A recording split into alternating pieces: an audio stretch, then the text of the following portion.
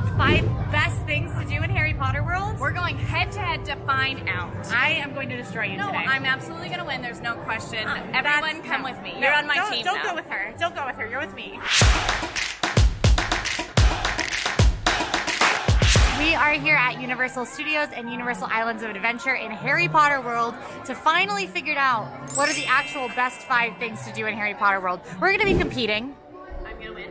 We're each going to be picking 5 things. We're each going to create a list of 5 things that we think are the best things to do in Harry Potter World. Yep. So not only will we have a judge coming in at the end to decide which of us is the winner, but the true judges are you at home. You in the comments get to tell us who won and who lost, and I know that you're going to be on my team. There are a lot of really cool shops in Diagon Alley. This is actually one of my favorite themed ones. It's Globus Mundi, which is the Wizarding Travel Agents.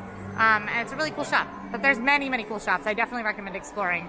Like we are not doing because we're busy making a case. What? Alrighty, so one of my major choices on my list, of course, had to be Harry Potter and the Escape from Gringotts. It is a high-speed roller coaster, sudden dramatic accelerations, droppings. It is so much fun. There's spinning, sudden stops, jolting actions, all the good jazz.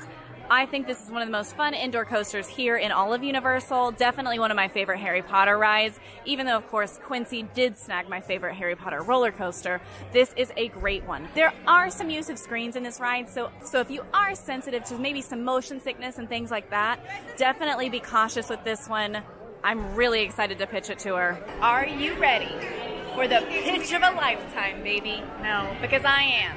So, of course, we're here at my #1 pick, which is Escape from Gringotts. Number 1, I think it is an amazing indoor coaster. It is so smooth, and who doesn't love an indoor coaster? Because when it's raining, you can still get in line for it. That is true. Which you can't do at Hagrid's. That's true. Number 2, I think it has an amazing use of practical effects and screen effects, which sometimes Universal and Disney both will lean too hard on one side. You're not wrong. So I love that there's a mix. And 3, I think the ride track system is super similar to Cosmic Rewind, which you and I both love. That's true. I've got some good points. Okay. I have some counterpoints though. Okay. For 1, Gringotts is one of those rides here in Universal that does not accommodate all body types. That's true. So everybody, even if they want to, can't ride it. True. Which is not cool. Not cool awesome. at all, no. 2, it is a little bit scary. It's a little scary. It's not for like people who aren't super into roller coasters. If you're scared of snakes, there's a pretty jarring snake scene. She's got a point there too. So it can be a little scary, maybe not for everybody in that case. And then 3, the line's usually super long.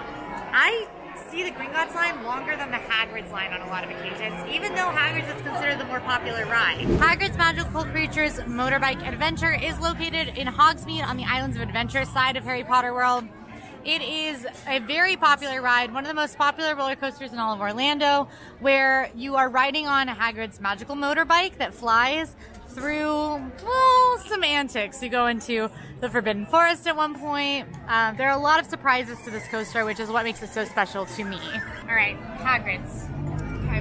My pros. Hands down, the most popular roller coaster at Universal, even with the opening of Velocicoaster. Yeah, 100%. Yep. It has surprises on it that I will not spoil, but there are 2 main surprises on the roller coaster that when they happen, you are like totally shocked. And it took my breath away. Yeah, literally is like the most surprise and delight situation ever. And 3, it incorporates both the best parts of theming with some really interesting theming, some really awesome scenes that you go into, and a really thrilling roller coaster where you're riding it motorcycle style. Yeah. Which is, it makes you feel like you're really riding on a flying motorcycle. That's true. I love Hagrid's. I think it's going to be hard for you to refute this one. I actually agree. I love Hagrid's. It's easily my favorite ride here. But I do have some reviews. Okay, I'm interested. I'm going to start with getting on the ride. You have to, okay, so it's double car. This is not really a spoiler, but there's a sidecar and then there's the motorcycle. If you're riding on the motorcycle, it's kind of hard to climb over the sidecar, then get on the motorcycle, and then someone get in the sidecar, all while it's moving. You're fully moving the whole time you have to do that. And that's pretty hard. And it doesn't accommodate most body types. It doesn't accommodate most. It doesn't accommodate all body types too, which is hard. just because there's a lot of things happening there, and it's not accessible to everybody. So not. I really have my had favorite friends who are really looking forward to this ride and were not able to ride it because Yeah. of their body types, which is just, it's not a fun situation for anyone. No, it's really disappointing. So that Yep. is definitely my number one issue with it. If that is a concern you have with this ride or with Gringotts, they do have tester seat vehicles outside of the rides. I highly recommend checking with one of the team members and trying out that test seat vehicle to make sure that you will be accommodated, and so you don't wait 70 minutes, 90 minutes, It doesn't work out the and way you don't you get to want. get on the ride. Yeah. So that's definitely my number one. My number two complaint is the surprises that I love. I don't think everybody would like. If you don't know what's going to happen, I think it's fun to ride it that way, but it can be very jarring. I don't know how to say this without spoiling, but let's just say some of the surprises can catch you off guard and might be a little bit scary, especially for younger people. Yeah, that's true. So that's my number two. And then probably my number three, this one's hard because I do love Hagrid so much, but in the weather, anytime, we're in Florida, okay? It is going to rain at least once a day. It's rained like 3 times It's today. rained multiple times today, and anytime it rains or even lightnings within the area, this ride is going to go down. And that's the same way in Disney World or other rides here, but it's disappointing because it does rain so frequently. If this is a main goal for you, you might miss out on it because of the weather. So of course another one of my picks had to be the butter beer in the Wizarding World. You can actually get butter beer in both parks, so even if you aren't park hopping, this is an option for you. This is a classic must try in my opinion. Whether you want it again, that's up to you. It is a very sweet drink. It's almost like a cream soda with a butterscotch topping. It is very sweet and not everybody enjoys it. You can get it a handful of ways, but I think it's definitely a must try at least once while you're here in the Wizarding World. Alrighty. I bought my pitch this time because why would I not? One of my favorite drinks here in Universal is of course the butterbeer. I think that personally I have a few good reasons as to why it's my favorite too. Okay. Are you ready? I really am going to have trouble repeating this one, Yeah, but this you go one's- ahead. It is perfectly sweet on a hot day. If you get it frozen, it's so cooling. It's really good, especially if you do enjoy sweet things like I do. Yeah. Two, it is so quintessentially Harry Potter. It is a Harry Potter staple. Even if you haven't read the books necessarily and you've just casually watched the movies, you know they drink butterbeer. It's true. So it's like a thing for Harry Potter fans to get to be able to say I've that also they got never one. had a copycat recipe that tastes the same as it No. here, and I've tried. Yeah, it's just not as good. Yeah. And overall, that whipped topping alone, I think carries the entire drink. I mean, look at that. Look at it. She's beautiful. It's delicious. My counterpoints. Okay, Expensive. fair. One cup of the frozen is about $8, Fair. which is very expensive for basically a non-alcoholic drink. You're in a theme park, but it's expensive. And if you do not like butterscotch, if you don't like super sweet things, this is not going to be for you. Fair. Which can be a big bummer, but I don't have anything else. Yeah. I absolutely love butterbeer. There's frozen, cold, and hot. Yes. Hot used to be only a seasonal thing. It's now available all year. My favorite is the cold. Emma's favorite is the frozen. But in the winter, I will not pass up on the hot. Yeah. I love the hot stuff. It is so comforting. So There you try it go. all 3 ways, honestly. Yeah, But that's yeah, a- I really can't beat you on this. The judges are gonna have to go to this. Yeah, one. I mean, you guys are gonna have to duke it out in the comments because Yeah. this is a good drink. This is a good drink. All right, taste test. To me, that is so good. That is perfectly sweet. I do like butterscotch though. I really, really enjoy this. And my favorite pro tip for this cold drink is if you do get the frozen, mix the topping into it. It makes it so, so good. I mean, I don't even know what to say other than it is perfectly sweet and perfectly cold. For my next one, we are here at Florian Fortescue's Ice Cream Parlor, which book fans will recognize. It is one of Harry's favorite places to get ice cream. He gets ice cream there all the time. He always gets the strawberry and peanut butter. It's his favorite, and it is a very good flavor here. But it's not my favorite, and this is one of my favorite places to get ice cream. I'm very excited because from what you have told me, I have not gotten your favorite. Yeah. So I'm excited to see what this is like. In my opinion, this is the best ice cream I've ever had. Okay, we did have to start on our ice creams because it is raining. It is raining. But we booked it. We're undercover now. So we got the toffee apple, which is my favorite flavor there. It's actually the only flavor I ever get. I've tried others, but since I got this for the first time, I have never gotten a single other flavor. I have to actually completely agree. This is delicious. I've only ever gotten butterbeer because I love the butterbeer. This is really good ice cream. And even though it's mainly vanilla based, it's a great vanilla ice cream. It's an amazing vanilla, and then they put ridges of the soft serve that are like, it's like kind of tart, and then the toffee's super sweet. My favorite ice cream in anywhere. Yeah. You have to try this if you're an ice cream person. Now that we've done our actual research, I'm getting the ice cream, I'm ready for my pitch. Okay. Pros, huge portions. Huge portions. This is plenty to share if you're comfortable sharing like an ice cream cone with someone. I share this all the time with like my family whenever I get it. It's hot here in Orlando for most of the year, and having a nice ice cream cone, super refreshing and delicious. And they have tons of flavors. That's my other pro. There are tons and tons and tons of flavors. You'll definitely find a favorite. They have soft serve and hard pack. You hardly ever find an ice cream place that has both, especially at a theme park. And you can definitely find a favorite flavor. There's both unique flavors like strawberry peanut butter or toffee apple or chocolate chili, and there are more standard flavors like strawberry and vanilla. So winners all around. This one is actually really hard for me because it's hard for me to con ice cream at all, let alone really good ice cream.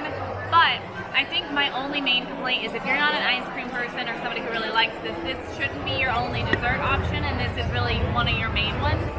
I don't know that I think everyone would love this, especially the more adventurous flavors. And that's really all I've got. It's hard to con ice cream in the heat, especially when it's good price, good sizes, and tastes really good. I can't even argue with you because I'm busy eating. Yeah, I wish I could argue more on this one, but you nailed it. So of course, another one of my top choices has to be Harry Potter and the Forbidden Journey here in Islands of Adventure. This is a fun indoor simulation ride that is a mix of practical effects and screens, which takes you through different things like Hogwarts, the Forbidden Forest. There's so many exciting things. You get to ride on a broomstick with Harry.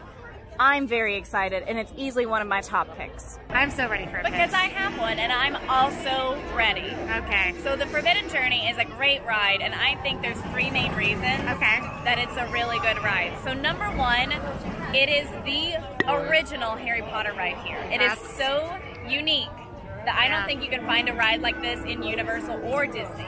You can't. No, that's true. With the ride system, it's very cool. It is amazing. Yeah. Number two, I think this has one of the best queues of any ride anywhere. You get to walk through Hogwarts and you literally see talking portraits. Cannot argue with that. Amazing. And number three, if you are a Harry Potter fan, this is the most recognizable scenes from Harry Potter out of any ride that you're going to get to be on. Yeah, that's true. It's really amazing. There's a lot of great scenes in this. That you're in the Chamber of Secrets and on the Quidditch pitch, and yeah, that's true. I do have some counterpoints though. Okay. One, there's no more motion-inducing, sickness-inducing ride maybe anywhere. That's People true. who have never had motion sickness in their life have said that this ride gives them motion sickness. Fair. It is a very strange ride system. There's a lot of screens. It can make you sick. Yes. Number two, it doesn't make a lot of sense. Oh, no. The ride makes no sense. I disagree wholeheartedly. You think it makes sense? It makes sense to me. Okay, how so? Because you're going on a flight with Harry, and that's what you do. You literally are on the Quidditch point at one point, and then you flip over and you're in the Forbidden Forest, and then you flip over and you're in the Chamber of Secrets. Yeah, because you're flying that fast. That makes no sense. No, it makes complete sense. It makes no sense. Also, if you're not a Harry Potter fan, I think this ride would be even more confusing than it already is. A lot of the stuff is very recognizable for Harry Potter fans, but though the ride system is thrilling and fun, if you're going to get motion sickness and not care about the fact that you're seeing the Whomping Willow, probably a skip. So those are my reasons. Okay, you have good reasons. They're fair, but mine are better, so... I do love this ride. I will say I do love this ride. I rode it many, many times over and over and over again when I first rode it back when this opened. So. My dad is anti-theme park and says this is the best ride he's ever been on, so take that as you will. Our next stop is going to be Ollivanders, makers of fine wands. There are two Ollivanders locations in the Wizarding World of Harry Potter, one in Diagon Alley and one over in Hogsmeade. You can also purchase wands from the Gregorovitch stand, which is over that way. But this is my favorite place to shop for wands because Ollivanders, of course, originally in the books is in Diagon Alley.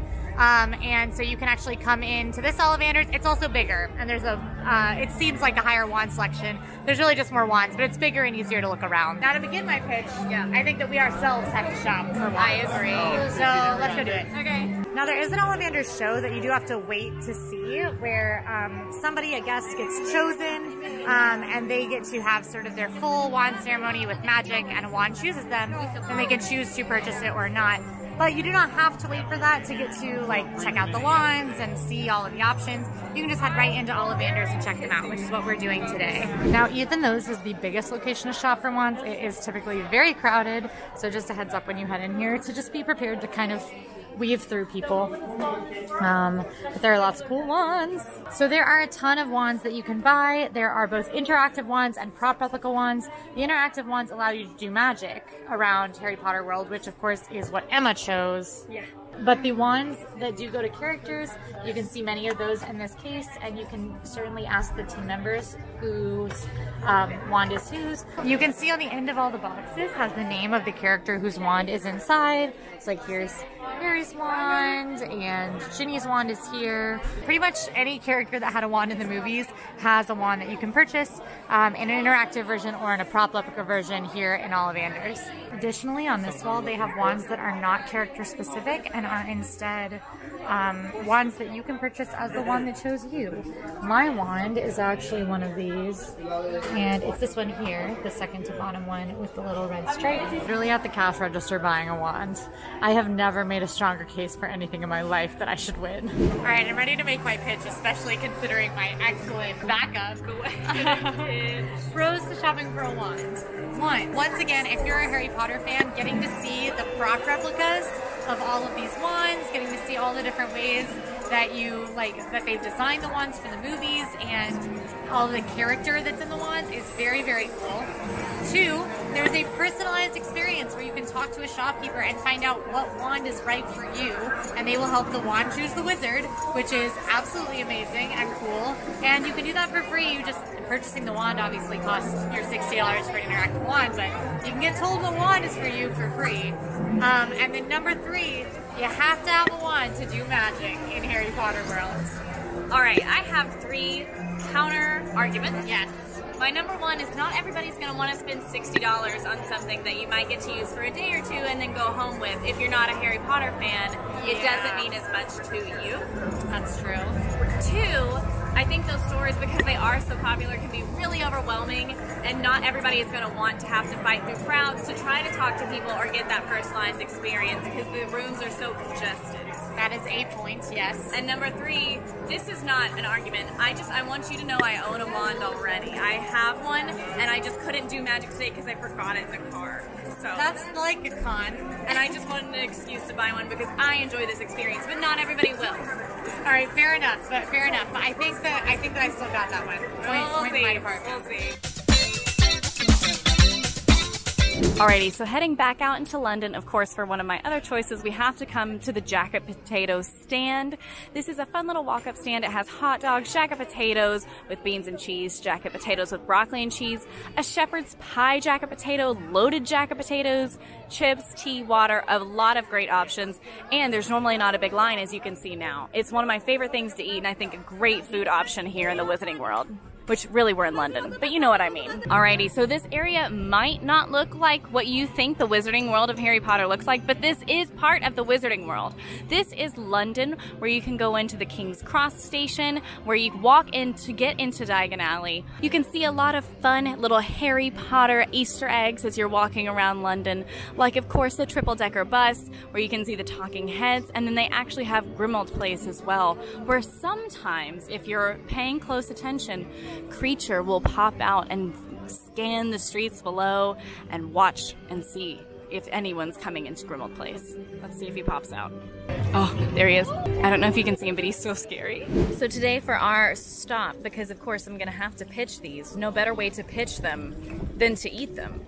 So for the loaded jacket potatoes, we got the broccoli and cheese for our first option, and then the second option we got the beans and cheese. They also have shepherd's pie on top. I've come here just to get that potato. Yeah, we both actually wanted that potato, and they were sold out because they're that good. Shepherd's pie they're making some more, but we didn't want to wait. We're really hungry. Yeah, so are you ready for a pitch and a lunch? I am ready. Let's get into it. I loaded my potato up with broccoli. Well, it was loaded already with broccoli and cheese, but I loaded it up with butter, salt, and pepper. I love a loaded baked potato, and these are one of my favorite things to eat in Universal, even in the dead heat of summer sitting in the sun. I've done it, and I've sweated profusely, and it was worth every second. The broccoli is perfectly cooked. will still have a little bit of crunch, but like have a lot of like that softness. There's tons of like cheddar cheese in it. The potatoes are amazingly cooked, like baked potatoes. And then you can season with salt and pepper and butter to your preference, which for me was a ton of salt, a ton of pepper, and a ton of butter. And it's just delicious. What a way to fuel up on a theme park day. Alrighty, so I got mine with beans and cheese, and I only added butter, which if you know anything about me, I love salt. So that's crazy that I didn't add any, but I want to see how it tastes first. That's really, really good. It like melts in your mouth. That is so good. I don't even need to add salt or pepper because the beans and the cheese like add that flavor that I don't even think is necessary. This is a huge portion too, so if you're looking for something that you know will get you full, this is absolutely the #1 for me. It's delicious. So I will say I am fully enjoying this, and I'm really proud of my pick because it also looks like someone else really enjoyed theirs so much they ate every single possible bite. Now that we are good and full, are you ready for a pitch? I am. Not happy about it, but I am. I am very happy about it because #1, it is delicious. That's my first choice. That's my first option, my first argument. It is so good. As you can see by our plates, she agrees with me on that. And they have a lot of options. I don't, yeah. #2, I think for as filling as it is, it's a good price. It is. $10, not that bad. I mean, I've paid a lot more for a lot less. So I'm pleased with that price. And #3, where else can you just get a full baked potato? In theme parks. That's a gift. In Orlando. You can get baked potatoes in other theme parks. That's true. In Orlando, it's a rarity. Orlando's. Unfortunately. All right, my cons. Okay. And I do not like doing cons at the potato place because hands down, this is my favorite place to get lunch in Universal Orlando. But my cons. Yeah. For one, there aren't a lot of options. There's 3 loaded potato options, but if you are not a potato person, the potatoes aren't going to be it. There's no seating. I mean, there is, like, we're seated right now on the edge of a fountain, and we have our potatoes just kind of sitting on the bench with us, but there are no, like, tables and chairs, and you're outside, so you're not going to get any, like, nice air-conditioned break like you might at, like, Leaky Cauldron if you still want Harry Potter food. There aren't any, like, specialty drinks, which I think is a big thing in Harry Potter World, and I don't mean alcoholic, there's a ton of specialty non-alcoholic drinks between butterbeer, and there's like a fizzy lemon drink that's so tasty. There's a green drink, the pumpkin water, pumpkin juice. There's tons of specialty drinks in Harry Potter World, and those are a really special part of the experience, and you do not get those when you are having regular water because you're even outside of Diagon Alley, you're in London when you're eating at the potato stand. All right, my next pick is the Hogwarts Express. So this is the way that you can actually ride a ride between the 2 Universal theme parks. You do need a ticket to both parks, so you need a 2-park ticket so you can get into Islands of Adventure and Universal Studios to even ride this ride. But with that ticket, you get to ride the Hogwarts Express. It is a different experience going each way. So if you go from Hogsmeade to Diagon Alley, it is one experience, and from Diagon Alley to Hogsmeade is a different one. It's a real form of transportation, as well as a very cool sort of immersive train ride that feels just like you're riding on the Hogwarts Express from Harry Potter. My pitch about the Hogwarts Express. Ready to hear it. 1, it is way cooler to take the Hogwarts Express between the 2 Harry Potter worlds than it is to walk around to the front of each park. It keeps you in the immersion. You don't have to walk. That's true. And you're literally riding the Hogwarts Express. Yeah. It is an unbelievable experience for Harry Potter fans, especially because you get a different ride experience each way. So it's really 2 rides in one, where you get to see a lot of really recognizable faces from Harry Potter, recognizable scenes. It's a super interesting ride where there's scenes out the window, but there's also scenes through the door of the actual train and the trolleys and things like that.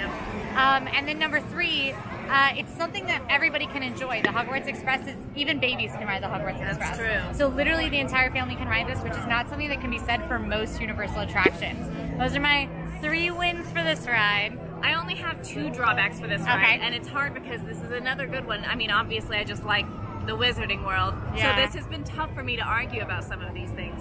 But for this one, I think it's a little bit of a drawback that you have to have a park hopping ticket to do it. Yeah. If you don't have one, you have to upgrade to enjoy this, and not everybody wants to upgrade just to ride the train. I have done that before, and it's an expensive upgrade. It is an expensive upgrade, and it's not everybody's choice to upgrade necessarily. So it's a little bit disappointing if you choose to save some money and then you don't get to ride it, or if you have to pay extra just to ride this. So that's probably my number one complaint. And my number two isn't even a big complaint. It's just that sometimes because of the way the cars are, you do have to ride with other families, and if that's not something you're comfortable with, you might be a little bit uncomfortable for the ride. I know that that's kind of niche, but there have been times where I've been by myself and I'm riding with a lot of families, and it's not necessarily my favorite way to ride it. I also will say the line does fluctuate a lot. So right now on this side going the other way, it's 10 minutes.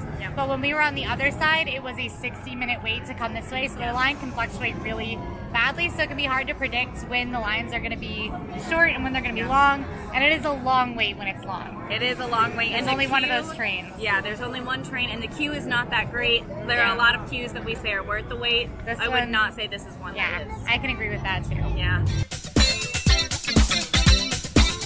Well, now that I have my wand, of course, what do we have to talk about? But one of my favorite things to do here in Harry Potter is magic. So there are different opportunities, different instances where all around the parks you can do your own form of magic with these interactive wands like the one I bought today.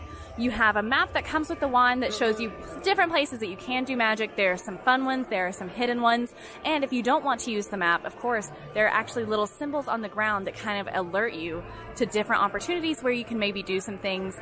I think it's a really fun time, and if maybe you're struggling a little bit in the beginning, they do have witches and wizards wandering about that are here to help you anytime you may need it. So let's do some magic. Of course, I had to grab McGonagall's. I have Hermione's already at home. Comes with an interactive map where you can find all of the different places to maybe cast a few spells. And of course, there are secret ones as well. Are you ready for a pitch? Yes. Don't say you guess, you are. You are ready. I am ready. I'm ready to hear your pitch. I know. I have 3 major reasons that I think doing magic in Harry Potter is absolutely a top 5 thing to do. Number 1, if you are a Harry Potter fan, this is like you getting to step into the books. It is so personal, it's so interactive. It's a lot of fun. True. Number 2, even if you're not a Harry Potter fan, anytime that you can do something interactive in a theme park like this is really special, especially if you have maybe some younger kids who really think they're doing magic. I do love an interactive theme park game. It's amazing. And then number 3, because there are so many different opportunities around here, you could do this for hours, or you could do it once or twice and be done. It's totally up to you and not something that you could have to do, and you can just supplement it into your park day. It is very flexible. It is. I'll give it to you. It is. My cons. Okay. It has a $60 barrier to entry. And you do get one of the coolest souvenirs on the planet to be able to, once you get that one. It's true. But a $60 barrier to entry just to be able to do this. True. 2, sometimes, although the effects are very cool, they can be tricky to set off. It can get frustrating. I'm not speaking from experience. They have witches and wizards that help. They do, but one time, I spent the day doing magic, and every single time I tried to cast a spell, a small child came up to me and was like, "That's not how you do it." And I was like, "I'm a muggle, child." Yeah, unfortunately that is true. That did happen to me. Yeah, that happened to me. And 3, I do think that as interactive experiences go, this is not one of the strongest that I've done in a theme park. There aren't any goals. You're kind of just casting magic and getting to see cool effects. I do love it. I love any interactive experience. It's just not the most comprehensive one.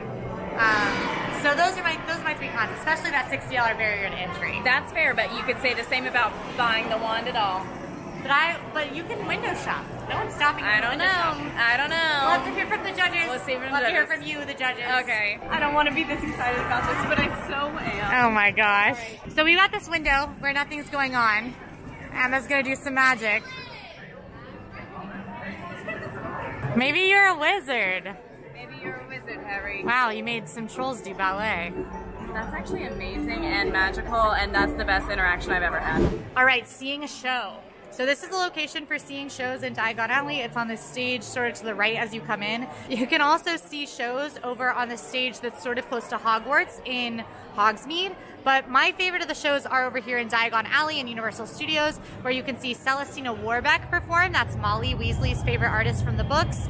And you can also see a puppetry performance of the Tales of Beedle and Bard, where they tell the tale of the 3 brothers, which is obviously integral to the Harry Potter books and movies if you've seen them. My pitch.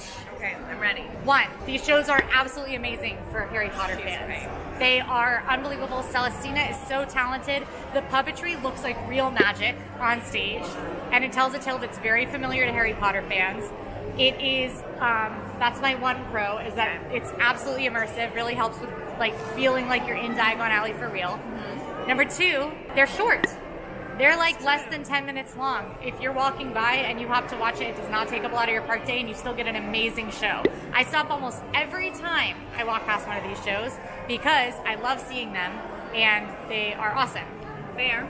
Number three, there's a lot of variety to the shows. So you can see Celestina Warbeck and the puppetry show, the actors' performance here of Tales of Beetle and Bard. And over in Hogsmeade, you can see the Frog Choir and the students from Beauxbatons and Durmstrang do like a very cool welcome show for the, with like, they do like ribbon spinning and the Durmstrang guys go like, huh.